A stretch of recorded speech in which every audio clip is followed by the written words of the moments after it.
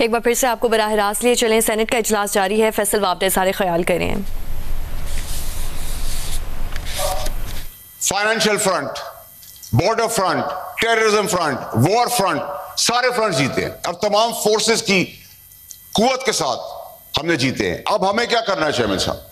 हमें चेयरमैन साहब अब ये करना है, हमारी कलेक्टिव जिम्मेदारी ये है कि हम तमाम पॉलिटिकल पार्टियों को, जहां इतना बड़ा क्रेडिट हमारी कौम को मिला है, एक झंडा, एक कौम, एक पाकिस्तान, एक फौज, एक हुकूमत, एक ऑपोजिशन, जब सब एक झंडे के तले खड़े हो गए, सिर्फ पाकिस्तान की बात कर रहे हैं, तो हमें चाहिए कि हमने 2-3 काम इस पार्लियामेंट के तहत 25 करोड़ लोगों को रिप्रेजेंट करते हुए करने हैं। नंबर 1, गवर्नमेंट के पास अब जिम्मेदारी हो गई है कि वो बड़ा दिल करे, क्योंकि क्रेडिट उनको भी अपने इस टेन्योर में मिला है, और इस क्रेडिट का भरपूर फायदा उठाते हुए अपोजिशन को वो वेलकम करे, उनको ऑन बोर्ड ले, और ये छोटे छोटे जो हमारे डिफरेंसेस हैं उनको हम सेट असाइड करें ताकि इंपैक्टफुली हम करें। अब दूसरी चीज क्या है चेयरमैन साहब, जो बहुत रेलेवेंट और इंपॉर्टेंट है, वो ये है कि हमें अपना दिफाई बजट बढ़ाना पड़ेगा।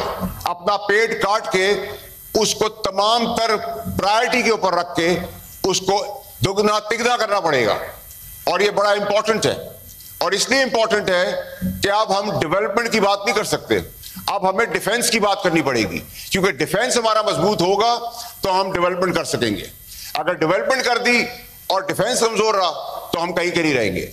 और याद रखें सर कि ये कम वसाइल के अंदर इस फौज ने मार्का मारा है। इस सिपह सलार को हमने रिवॉर्ड के अंदर फील्ड मार्शल ताहयात का रिवॉर्ड भी दे दिया है। आज शाम को इन बदगुंडों के खिलाफ, इन दहशतगर्दों के खिलाफ हम वो सोटी भी नहीं देने वाले हैं जो फील्ड मार्शल की है। लेकिन हमें डिफेंस बजट सर बढ़ाना पड़ेगा। अब हमें फौज की तमाम फोर्सेस की तनख्वाहों को डबल करना पड़ेगा, इंसेंटिव्स बढ़ाने पड़ेंगे, अपने शाही खर्चे रोकने पड़ेंगे, डेवलपमेंट प्लान्स रोकने पड़ेंगे, और इसमें हम सबको कलेक्टिवली साथ खड़ा होना पड़ेगा।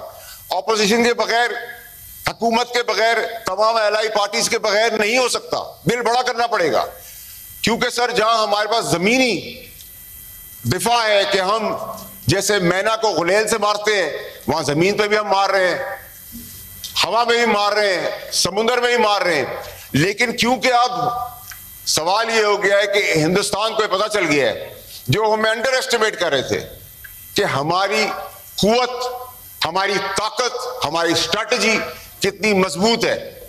वो हमें कमजोर मुल्क समझ कर आगे बढ़े थे, और हमने मुंह तोड़ जवाब दिया।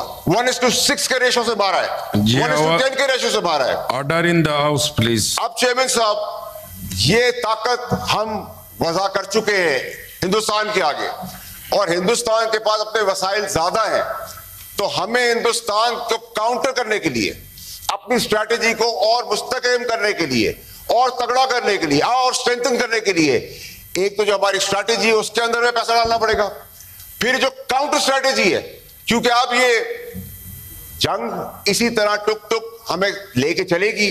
कमजोर है, घटिया है, जो हमारा दुश्मन है उसका कोई रास्ता तो है नहीं।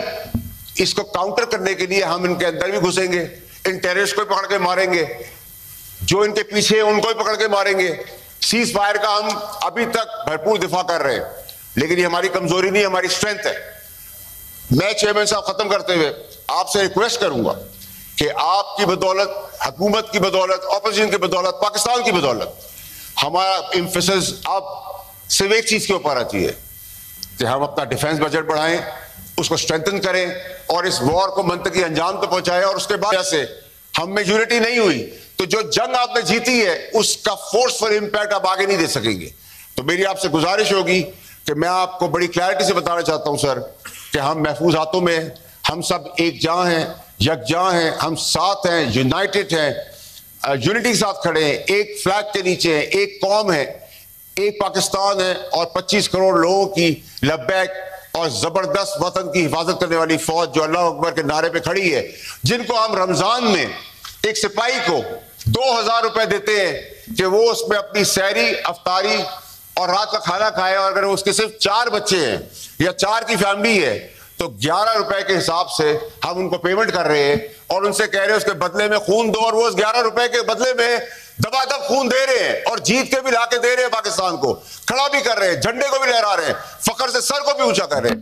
तो सर प्लीज अब हमारी एम्फेसिस और सारी जो बहस है वो इस पे होनी चाहिए कि हम इस बजट से कब हम तनख्वाहें बढ़ाएंगे, कब इंसेंटिव प्रोग्राम्स देंगे और डिफेंस के बजट को तिगना कैसे करेंगे और किस तरह फोर्सफुली इंपैक्टफुली हम इस वॉर को आगे फ्रंट पे जाके अपनी ताकत का मुजाहरा करते हुए इसको जीतेंगे। बहुत शुक्रिया आपका। शुक्रिया फैसल वाडा साहब। सेनेटर इरफान उल हक सिद्दीकी साहब।